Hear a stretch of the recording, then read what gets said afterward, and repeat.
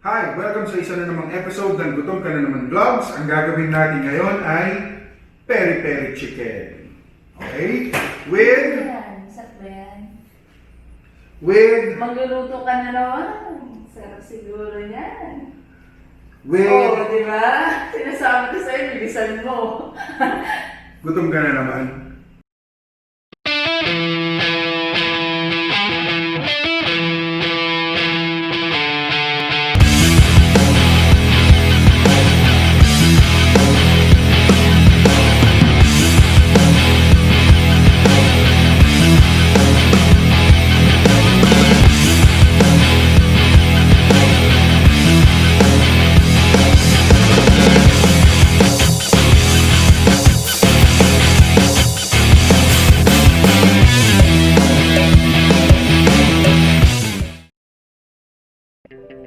Okay, so tulad yan ng sinabi ko, magluluto tayo ngayon ng Peri-Peri chicken. Isa tong product ng MD Bernardino Technical School Foundation dito sa SBMA. And we are going to pair it with our red bean pilaf. Okay? So anong kailangan natin? Siyempre kailangan natin ng Peri-Peri chicken. Kailangan natin ng bigas. Okay? Kailangan natin ng red beans. Kailangan natin ng konting parsley. Kailangan natin ng butter. Siyempre, garlic onion. Kailangan din ng konting chili flakes. Siyempre, salt and pepper. Okay? So, simulan na natin. Okay, so unahin natin ngayon yung ating red bean and rice pilaf. So, kailangan natin gawain muna yung ating onions. Ayan, dalawa. And yung ating garlic, no? Ang Peri-Peri chicken pala, guys, no, is a Portuguese dish. Galing siya sa Portugal. And Peri-Peri means pepper. Pepper. Peri means pepper. So medyo maanghang siya na may konting tang. Medyo maasim, may kilite. No? Ito namang pilaf, kung makikita nyo, bigas, hindi pa siya lutong kanin. No? So, gagawin natin, isosotayin natin lahat to, sosotayin natin yung bigas, tsaka natin lalagyan ng tubig, tsaka natin isasahin. So, kuha tayo ng butter. Lagay natin dito sa kanin.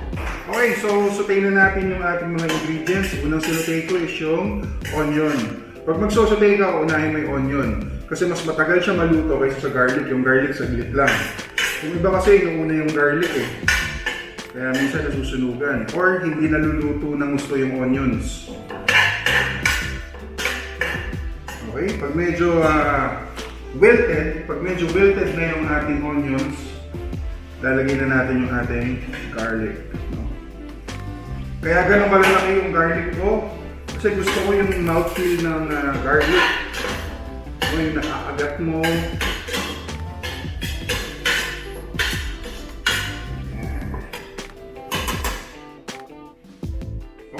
So habang sinusutay natin kanina, nag-chop na ako ng parsley. Lalagay na natin dito ngayon para magkaroon ng color at flavor yung ating rice dish, yung ating pilaf. Okay? So halo konti.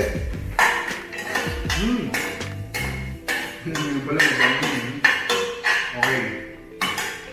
This point, ilalagay ko na yung bigas. Kita nyo? So make sure that every grain of rice is covered with butter para buhaghag siya mamaya paglabas and flavorful. Okay.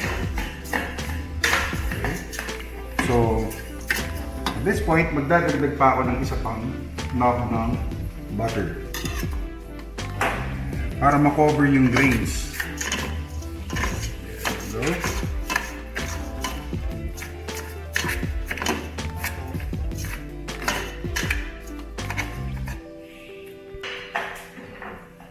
Okay, once we're sure that every grain of rice is covered in butter, lagay na natin yung ating red beans. There you go. Yan. Halo-halo lang din.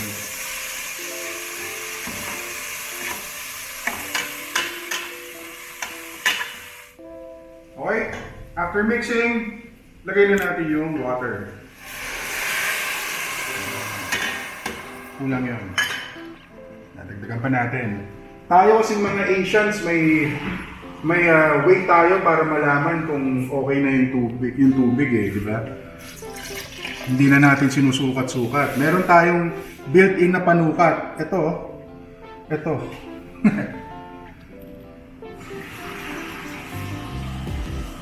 Okay. Sukatin na natin. Medyo... Yeah. Okay. Okay na yan. Pero bago natin takpan, bago natin pakuluin, maglalagay muna tayo ng salt para may lasa na siya. Okay, at konting pepper. Konti lang. Yan. Okay. Mix natin ulit ng isang matinding halo. Okay. Okay. Tapos lalakasan na natin yung apoy. Pag kinover natin. Hintayin natin kumulo. Tapos parang sinain lang. Pag kumulo siya, hihinaan mo na, hintayin mo mainin. Ready na. So habang hinihintay natin to, ligpitin ko lang to at luto na natin yung ating peri-peri. Okay. So napakasimple lang naman ito. So marinated na kasi siya. Naka-vacuum pack pa. Alam nyo guys, no, mas nanunuot ang lasa pag naka-vacuum pack ang product. Di ba tayo sa bahay, magmamarinate tayo 30 minutes or overnight. Pero ito, pag naka-vacuum pack, 9 minutes lang. 9 minutes, pasok na pasok ang lasa. So, ganito lang kasimple to. Tatanggalin natin yung manok sa loob ng vacuum seal. Huwag natin tatapon yung katas, no, yung marinade kasi ipo-brush natin siya habang niluluto natin to. Okay? So, skin side down muna. Skin side down. Ibig sabihin, sa ilalim yung balat. Okay? Yan na.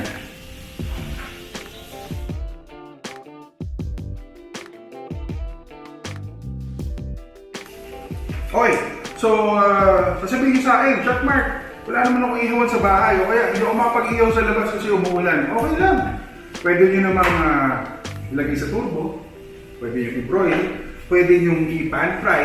No? Kuha kayo ng pan, konting mantika, konti lang. Pan fry. Ano ba? So yun, prito nyo rin, deep fry. Kasi nasa loob yung lasa niyan, kahit na pa anong gawin mo dyan, baon na yung lasa. Yung kumukulo na yung kanin natin. Yun na, oh.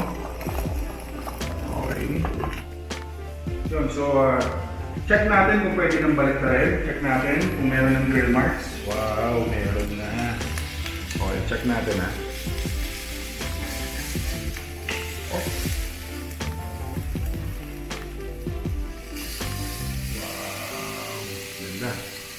Ganda. Well, ito yung sinasabi ko sa inyo, no? Huwag niyong tatapon yung marinade dito. Kasi gagamitin din natin siya pang base.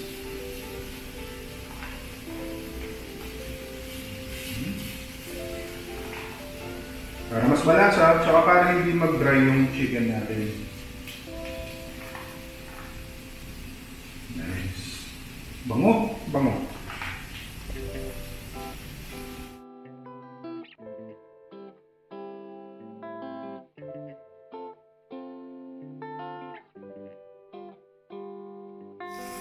Okay, check natin yung kanin, no? So, wow! So, kung makikita nyo almost nag-evaporate na yung water.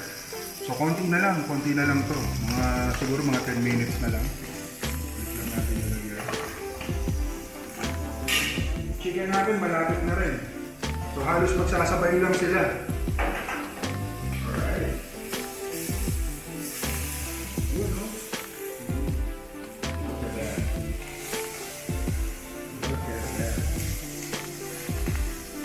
Nice. yun. So, I think ready na to. Kung maaamoy nyo lang, kung naaamoy nyo lang. No? Amoy pepper, amoy onions, amoy garlic, amoy lemon. So, it's a symphony of flavor. So, lagay muna natin dito. Check natin kung luto na. Ha? Pierce natin dito sa may bantang buto. Tignan, oh, wala nang dugo. Ibig sabihin, luto na siya. See? See? Okay na. Oh, kita mo, oh, may mga specks pa ng pepper. Ayan, oh, pepper ito eh. Diba? Okay. Okay, so luto na yan. Check natin yung kanin natin ngayon. Oh, wow. Ang bango rin. Ang bango rin eh. Okay. So, tingnan natin.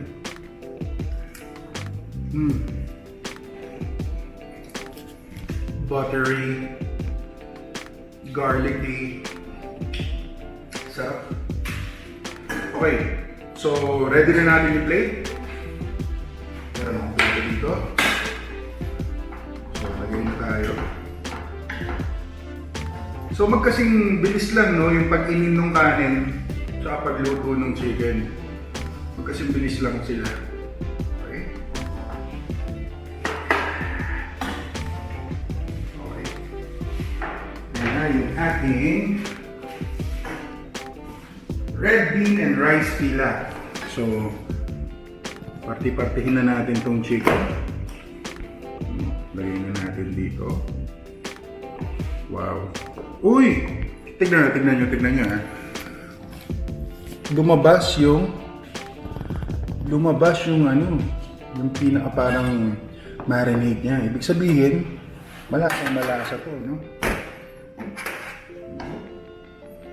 Look at that. Nice. Iba yung part?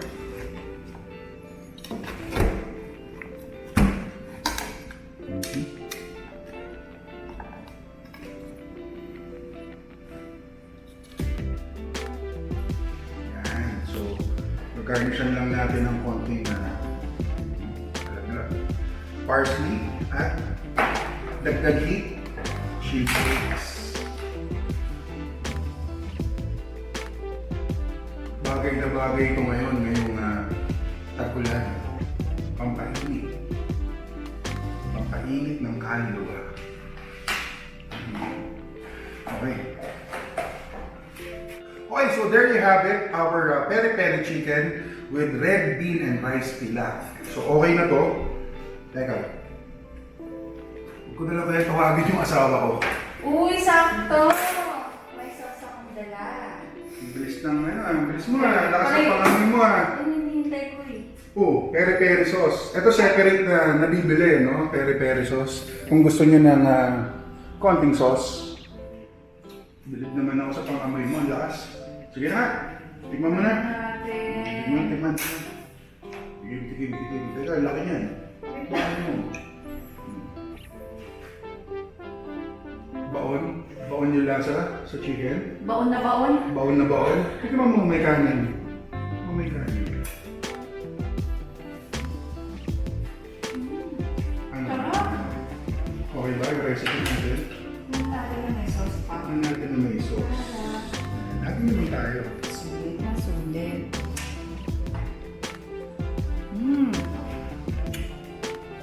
Sarap! Wow! Sarap!